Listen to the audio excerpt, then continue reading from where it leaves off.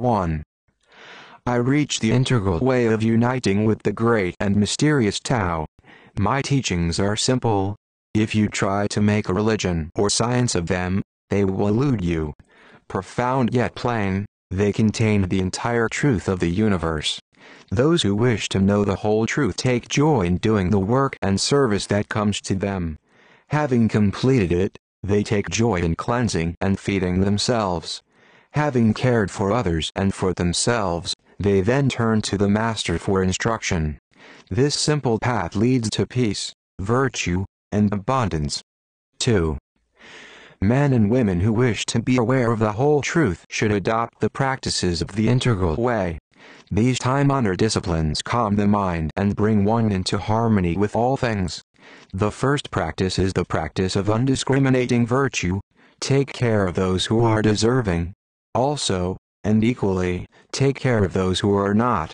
When you extend your virtue in all directions without discriminating, your feet are firmly planted on the path that returns to the Tao. 3. Those who wish to embody the Tao should embrace all things.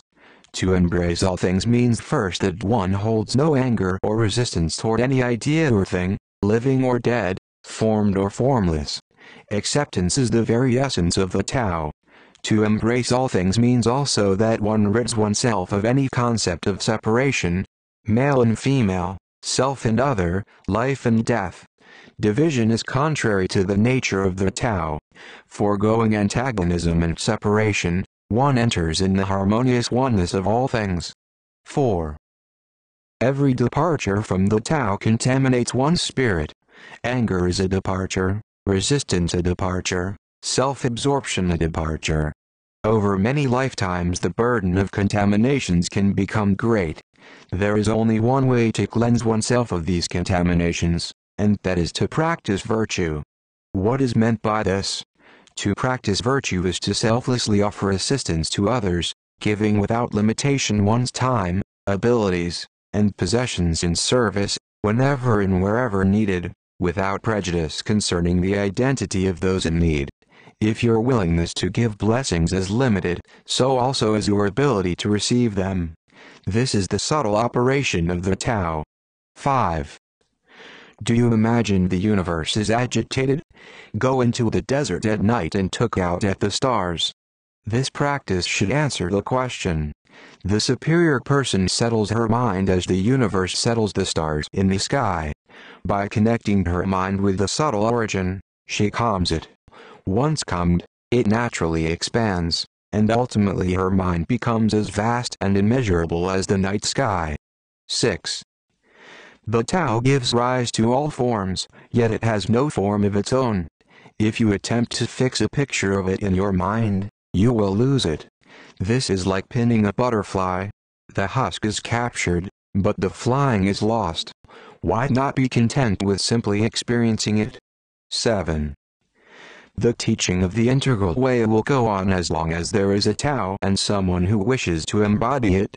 What is painted in these scrolls today will appear in different forms in many generations to come. These things, however, will never change. Those who wish to attain oneness must practice undiscriminating virtue.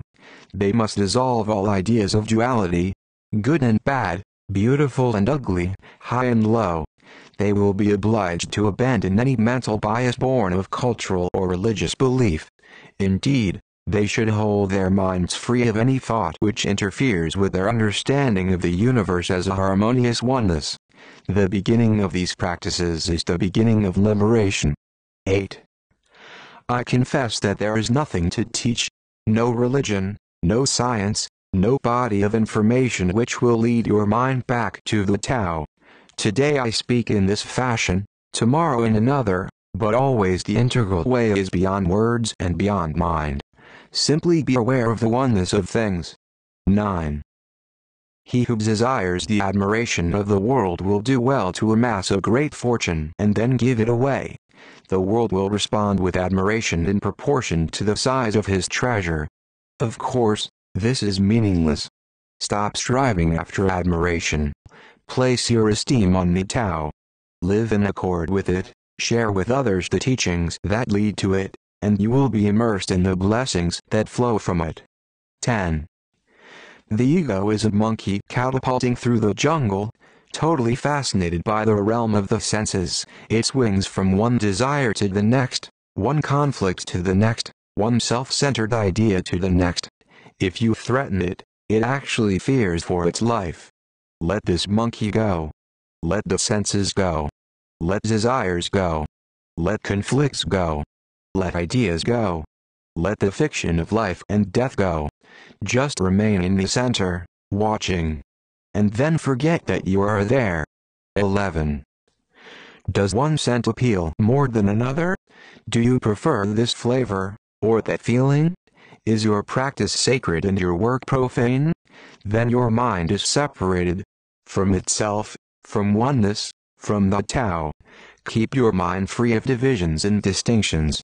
When your mind is detached, simple, quiet, then all things can exist in harmony, and you can begin to perceive the subtle truth. 12. Do you wish to inhabit sacred space? To have the respect and companionship of the highest spiritual beings? To be protected by the guardians of the 8 powerful energy rays? Then cherish the integral way. Regard these teachings with reverence, practice their truths, illuminate them to others. You will receive as many blessings from the universe as there are grains of sand in the river of timelessness. 13. The tiny particles which form the vast universe are not tiny at all. Neither is the vast universe vast. These are notions of the mind, which is like a knife, always chipping away at the Tao, trying to render it graspable and manageable. But that which is beyond form is ungraspable, and that which is beyond knowing is unmanageable. There is, however, this consolation: she who lets go of the knife will find the Tao at her fingertips. 14. Can you dissolve your ego? Can you abandon the idea of self and other? Can you relinquish the notions of male and female, short and long, life and death? Can you let go of all these dualities and embrace the Tao without skepticism or panic? If so, you can reach the heart of the integral oneness. Along the way, avoid thinking of the oneness as unusual, exalted, sublime, transcendental. Because it is the oneness, it is beyond all that. It is simply the direct, essential, and complete truth. 15. To the ordinary being, others often require tolerance. To the highly evolved being, there is no such thing as tolerance, because there is no such thing as other. She has given up all ideas of individuality and extended her goodwill without prejudice in every direction. Never hating, never resisting, never contesting, she is simply always learning and being. Loving, hating, having expectations, all these are attachments. Attachment prevents the growth of one's true being. Therefore the integral being is attached to nothing and can relate to everyone with an unstructured attitude. Because of this, her very existence benefits all things. You see, that which has form is equal to that which is without form, and that which is alive is equal to that which rests. This is the subtle truth, not a religious invention, but only those who are already highly evolved will understand this. 16. Most of the world's religions serve only to strengthen attachments to false concepts such as self and other, life and death, heaven and earth, and so on. Those who become entangled in these false ideas are prevented from perceiving the integral oneness. The highest virtue one can exercise is to accept the responsibility of discovering and transmitting the whole truth. Some help others in order to receive blessings and admiration. Art statement. Worship the unnameable and unexpected art, the yin, yet embrace and be indiscriminate towards all art, the yang. Observe the world and one's outer surroundings, yet trust one's inner vision and intuition. As such, I use a blindfold to create art through the inner spirit, yin, which in turn can be absorbed through the eyes, yang. By using art as holistic medicine, we can all benefit from the mystery of art, balancing ourselves physically, mentally and spiritually. My art is a remedy promoting the harmonious way of life. Furthermore, It is a prescription for a new wave of art.